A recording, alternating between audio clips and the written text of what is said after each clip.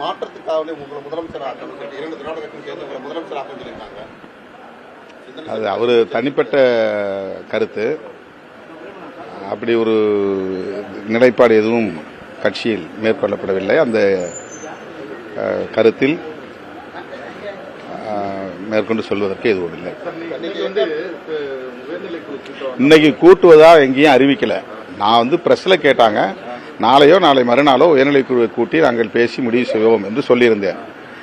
தவறுதலாக எங்கள் தோழர் அதை தள்ளி வச்சுட்டோன்னு சொன்னாங்க. ஏன் அதை சொல்லியிருக்காருன்னா, ஒருத்தர் மட்டும் ட்வீட் போட்டிருக்காரு.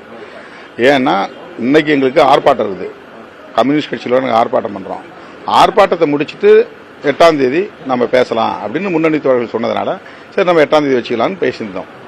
இதை அவர் தள்ளி வைக்கப்படுகிறது அல்லது ஏதோ ரத்து செய்யப்படுறதுன்னு அவர் தவறா பதிவு பண்ணிட்டார். நாங்கள் இன்னும் அதிகாரப்பூர்வமா என்னைக்கு உயர்நிலைக்குழு கூட்டம் கூடுறது அறிவிக்கவே இல்லை. அறிவிப்பதற்கு முன்பே ரத்து என்ற தகவல் பரவி இருக்கிறது. அது தவறான தகவல். நாங்கள் விருதுகள் வழங்கும் விழாவை பற்றி பேச இருக்கிறோம். தமிழ் தேசிய எழுச்சி மாநாட்டை ஏற்கனவே அறிவிச்சிருக்கிறோம். அந்த மே 17 அது அன்னைக்கு நடத்த முடியாது. அது சம்பந்தமாகவும் நாங்கள் கலந்துரையாடல் செய்ய வேண்டியிருக்குது. இன்னைக்கு இருக்கிற நடைமுறை அரசியல் சிக்கல் குறித்து நாங்கள் பேச வேண்டியிருக்கிறது. தாவேகாவுடைய தலைவர் திரு விஜய் அவர்கள் கடிதம் எழுதி ஆதரவு கோரியிருக்கிறார். அது தொடர்பாகவும் நாங்கள் பேச வேண்டியிருக்கிறது. எனவே உயர்நிலைக்குழு கூட்டத்தை நாங்கள் கூட்ட இருக்கிறோம். அதிகாரப்பூர்வமாக எப்போது என்று இன்றைக்கு அறிவிப்போம்.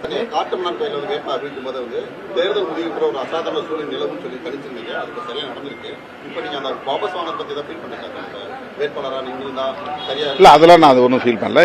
அந்த நேரத்தில் அந்த முடிவு எடுத்தா அது அந்த நேரத்தில் சரி, அவ்வளவுதான். இப்ப பாரதிய ஜனதா கட்சி அல்லது அமித்ஷா, மோடி ஆகியோர் தமிழ்நாட்டு அரசியலுக்குள் தலையீடு செய்து குழப்பத்தை உருவாக்கி கொண்டிருக்கிறார்கள். லார்ஜஸ்ட் பார்ட்டி, ஒரு தனி பெரும் கட்சியாக தமிழக வெற்றிக் கழகம் மக்களால் தேர்வு செய்யப்பட்டிருக்கிறது. எனவே அவரை பதவியேற்க அனுமதிக்க வேண்டும். அதுதான் அரசியலமைப்பு சட்டம் காட்டுகிற வழிகாட்டுதல். அவர் ஆதரவு கோரிய நிலையில் இன்னும் அது தொடர்பாக ஆளுநர் எந்த முடிவையும் எடுக்காமல் இங்கே குழப்பம் உருவாவதற்கு இடம் கொடுக்கிறார். இது ஏற்புடையதல்ல. அடுத்து, தாவேகாவுக்கு ஆதரவு தெரிவிக்கக்கூடியவர்கள் யார் யார் என்ற பட்டியலை ஆளுநர் கோர முடியாது.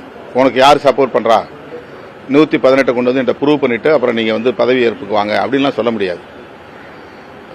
அவர் நான் ஆட்சி அமைக்க அவர் கோருகிறார். ஏன்னா எனக்கு 108 இடங்கள், நான் லார்ஜஸ்ட் பார்ட்டியா இருக்கிறேன் அப்படின்னு சொல்றாரு.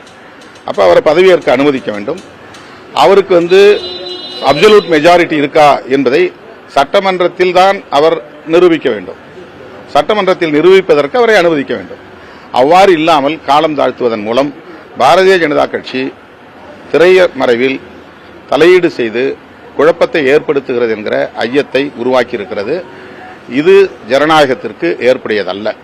எங்களை பொறுத்தவரையில் மக்கள் அளித்த தீர்ப்பின்படி விஜய் அவர்கள் முதல்வராக பதவியேற்பதுதான் சரி. அதற்கு நாங்கள் ஒருபோதும் இடையூறாக இருக்க மாட்டோம்.